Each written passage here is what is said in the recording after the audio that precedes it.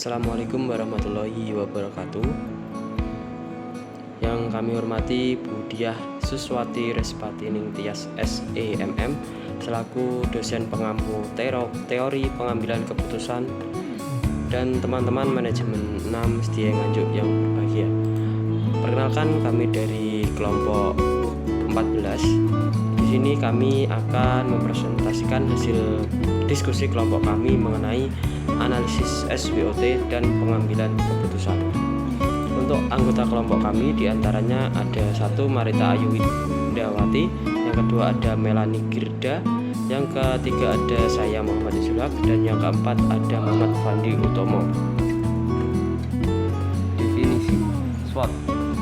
SWOT adalah singkatan dari strength yang berarti kekuatan, weakness atau kelemahan, opportunity peluang, dan threats ancaman, di mana SWOT dijadikan sebagai suatu model dalam menganalisis suatu organisasi yang berorientasi profit dan non-profit, dengan tujuan utama untuk mengetahui keadaan organisasi tersebut secara lebih komprehensif.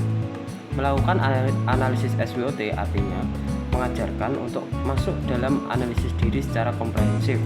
Dengan begitu akan menjadi lebih mengenal diri serta pribadi yang memiliki untuk lebih jauh menempatkan kajian secara strategis.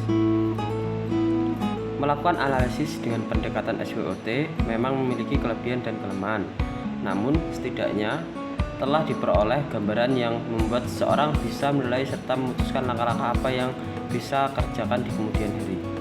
Jadi seseorang sudah memiliki kerangka atau framework, artinya atau antisipasi jika suatu saat mengalami masalah atau kendala. Analisis SWOT dan pengambilan keputusan. Dalam mendukung pengambilan keputusan, maka analisis SWOT memiliki peran besar di dalamnya. Banyak kalangan mempercayai jika analisis dengan mempergunakan perspektif SWOT telah dianggap memiliki keunggulan. Kita bisa memberikan peta kondisi terhadap keadaan yang terjadi berdasarkan realita yang ada, serta lebih jauh mampu memberikan penegasan terhadap keputusan yang akan dilakukan di masa yang akan datang. Selanjutnya ada beberapa kegunaan analisis SWOT dalam mendukung pengambilan keputusan. Yang pertama, mampu memberikan gambaran suatu organisasi dari 4 sudut dimensi, yaitu strength kekuatan dan weakness kelemahan, serta opportunities peluang dan threats kelemahan, sehingga pengambilan keputusan bisa melihat dari 4 dimensi ini secara komprehensif. Yang kedua, dapat dijadikan sebagai rujukan pembuatan rencana keputusan jangka panjang. Yang ketiga, mampu memberikan pemahaman kepada para stakeholders yang berkeinginan menaruh simpati bahkan bergabung dengan perusahaan dalam suatu ikatan kerjasama yang saling menguntungkan. Yang keempat, dapat dijadikan penilai secara rutin dalam melihat progress report dari setiap keputusan yang telah dibuat selama ini. Selanjutnya, tujuan penerapan SWOT di perusahaan. Penerapan SWOT pada suatu perusahaan bertujuan untuk memberikan suatu panduan agar perusahaan menjadi lebih fokus, sehingga dengan penempatan analisis SWOT tersebut nantinya dapat dijadikan sebagai bandingan pikir dari berbagai sudut pandang, baik dari segi kekuatan dan kelemahan serta peluang dan ancaman yang mungkin bisa terjadi di masa-masa yang akan datang. Tujuan lain diperlukannya analisis SWOT adalah di mana setiap produk yang berada di pasaran pasti akan mengalami pasang surut dalam penjualan atau yang dikenal dengan istilah daur hidup produk, life cycle produk. Konsep daur hidup produk dirujuk berdasarkan keadaan realita yang terjadi di pasar, bahwa konsumen memiliki tingkat kejenuhan dalam memakai suatu produk. Di sini ada gambar 20.2 daur hidup produk atau life cycle produk. Pada fase pertama ada perkenalan, fase kedua ada pertumbuhan, fase ketiga ada kematangan, dan fase keempat ada penurunan. Selanjutnya ada solusi keputusan dalam mengatasi penurunan nilai produk. Terdapat beberapa solusi yang dapat dilakukan untuk menghindari penurunan nilai produk ini. Solusi yang diberikan ini berdasarkan perspektif SWOT, yaitu perspektif untuk membangun kekuatan dan memperkecil kelemahan, serta memperbesar peluang dan memperkecil ancaman. Adapun solusi keputusan dapat diberikan adalah yang pertama, melakukan kebijakan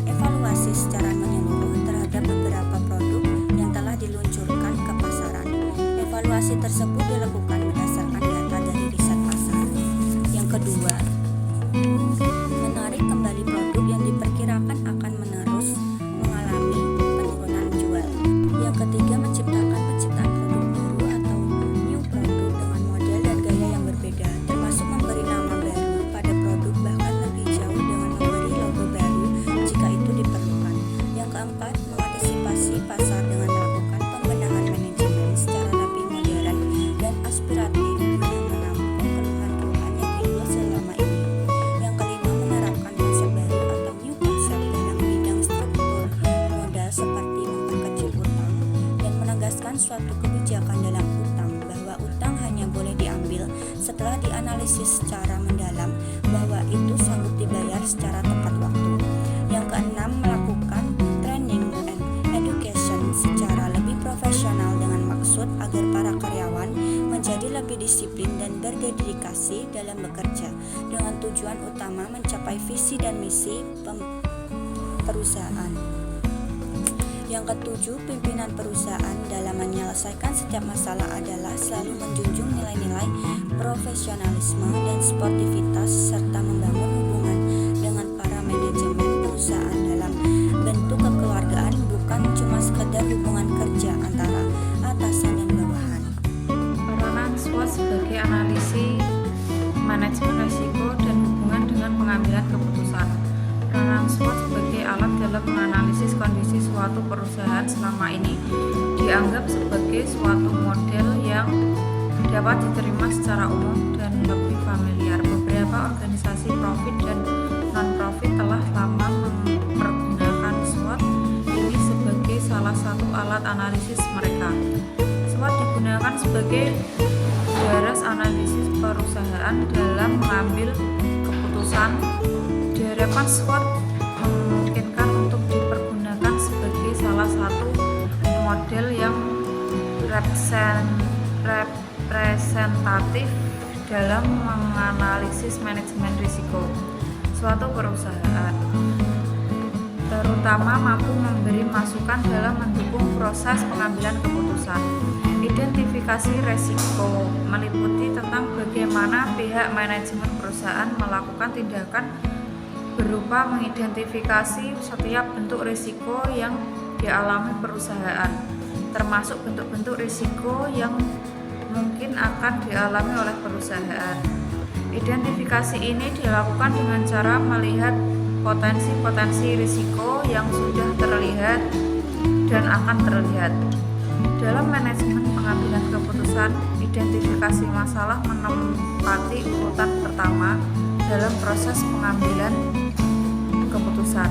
Tahap-tahap selanjutnya meliputi menempatkan ukuran-ukuran risiko, menempatkan alternatif-alternatif, menganalisis setiap alternatif, memutuskan satu alternatif yang dipilih tersebut, dan mengevaluasi jalannya alternatif yang dipilih. Setiap bentuk proses itu dituangkan sebagian-bagian dalam menempatkan setiap item sebagai bentuk memperkuat analisis SWOT secara komprehensif. Membuat analisis dengan SWOT dengan harap memiliki kelayakan tinggi, maka penempatan alat analisis tidak hanya dilakukan dengan melihat kondisi mikro dan mikro dalam negeri saja, namun juga luar negeri. Peranan SWOT sebagai analisis manajemen risiko dan hubungan dengan pengambilan keputusan. Saat ini, Indonesia menganut sistem moneter mengambang yang terkendali atau managed floating exchange rate dan menerapkan prinsip perdagangan internasional sebagai salah satu pendukung pertumbuhan ekonomi nasional, serta berusaha kuat untuk mengundang masuknya investasi dari luar negeri, khususnya dalam bentuk direct investment dan lain-lain. Direct investment atau investment langsung adalah mereka yang memiliki ketersediaan dana di mana dana tersebut dapat langsung digunakan dalam berinvestasi dengan membeli secara langsung aktiva keuangan dari suatu perusahaan yang dapat dilakukan baik melalui para perantara atau berbagai cara lain. Sedangkan indirect investment atau investasi tidak langsung adalah mereka yang memiliki kelebihan dana dapat melakukan keputusan investasi dengan tidak terlihat secara langsung atau pembelian aktiva keuangan cukup hanya dengan memegang dalam bentuk saham atau obligasi. Faktor eksternal dan internal dalam perspektif SWOT. Faktor eksternal mempengaruhi terbentuknya opportunities and threats atau 0NT, di mana faktor ini menyangkut dengan kondisi-kondisi yang terjadi di luar perusahaan yang mempengaruhi dalam pembuatan keputusan perusahaan. Faktor ini mencakup lingkungan industri atau industri environment dan lingkungan bisnis makro atau makro environment. Faktor ini mencakup lingkungan industri atau industri environment dan lingkungan bisnis makro atau makro environment, ekonomi, politik, hukum, teknologi, kependudukan, dan sosial budaya. Faktor internal ini mempengaruhi terbentuknya strengths and weakness atau SNW, di mana faktor ini menyangkut dengan kondisi yang terjadi dalam perusahaan, yang mana turut mengaruhi terbentuknya pembuatan keputusan atau decision making perusahaan. Faktor internal meliputi semua macam manajemen fungsional, pemasaran keuangan, operasi sumber daya manusia, penelitian dan pengembangan, sistem informasi manajemen dan budaya perusahaan atau corporate culture. Berdasarkan pada gambar di atas, maka ada dua kesimpulan yang bisa diambil dan layak diterapkan oleh suatu perusahaan, yaitu 1. Sebuah perusahaan yang baik adalah jika opportunities atau peluang adalah lebih besar dibandingkan threats atau ancaman, dan begitu pula sebaliknya. 2. Sebuah perusahaan yang baik adalah jika strength atau kekuatan adalah lebih besar dibandingkan weakness atau kelemahan, dan begitu pula sebaliknya. Slide 11. Model analisis SWOT. Dalam rangka menciptakan suatu analisis SWOT yang baik dan tepat, maka perlu kiranya dibuat suatu model analisis SWOT yang representatif. Penafsiran representatif di sini adalah bagaimana suatu kasus yang akan dikaji dilihat berdasarkan ruang lingkup dari aktivitas kegiatannya, atau dengan kata lain kita melakukan penyesuaian analisis berdasarkan kondisi yang ada. Misalnya untuk perusahaan manufaktur dan perbankan. Tentu ini dua bentuk analisis yang berbeda dan memengaruhi terjadinya perubahan bentuk model analisis yang akan diterapkan. Untuk menyusun suatu formula SWOT yang representatif adalah dengan menempatkan tahapan-tahapan sebagai berikut. 1. Menyusun dan menentukan faktor-faktor strategis eksternal dan internal suatu perusahaan. Menyusun dan menghitung nilai bobot, rating, dan skor atau untuk tabel eksternal dan internal dibuat dengan teknik skala sebagai berikut. A. Bobot nilai 1,00 sama dengan sangat penting, 0,75 penting, 0,50 sama dengan standar, 0,25 tidak penting, 0,10 sama dengan sangat tidak penting. Rating nilai 5 sama dengan sangat baik, 4 sama dengan baik, 3 netral atau standar, 2 sama dengan tidak baik, 1 sama dengan sangat tidak baik. C. Skor nilai. Untuk skor nilai dihitung dengan menggunakan formula sebagai berikut. SN sama dengan BN kali RN. Keterangan: SN adalah skor nilai, BN bobot nilai, RN adalah rating nilai.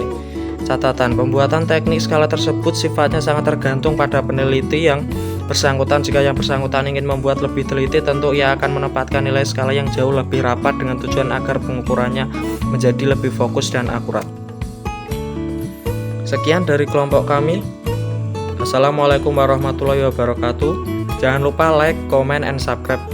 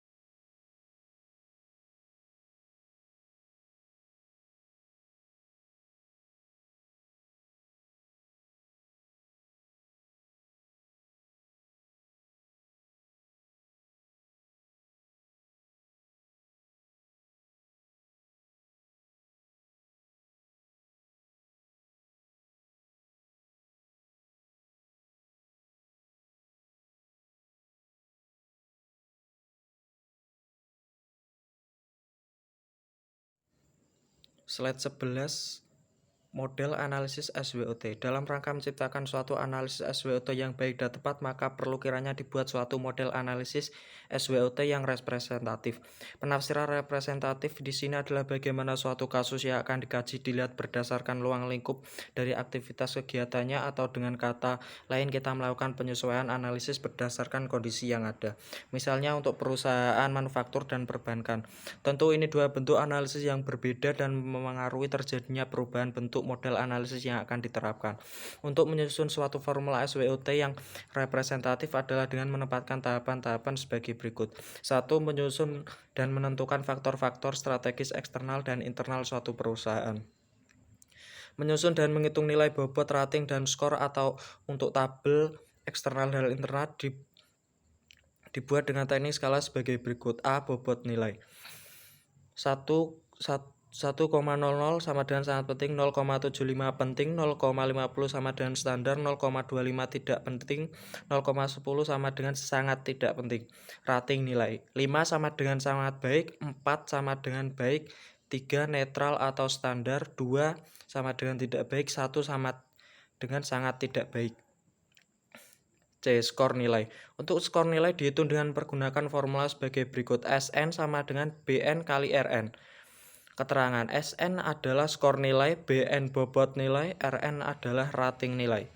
Catatan: pembuatan teknik skala tersebut sifatnya sangat tergantung pada peneliti yang bersangkutan. Jika yang bersangkutan ingin membuat lebih teliti, tentu ia akan menempatkan nilai skala yang jauh lebih rapat dengan tujuan agar pengukurannya menjadi lebih fokus dan akurat. Sekian dari kelompok kami. Assalamualaikum warahmatullahi wabarakatuh. Jangan lupa like, comment, and subscribe.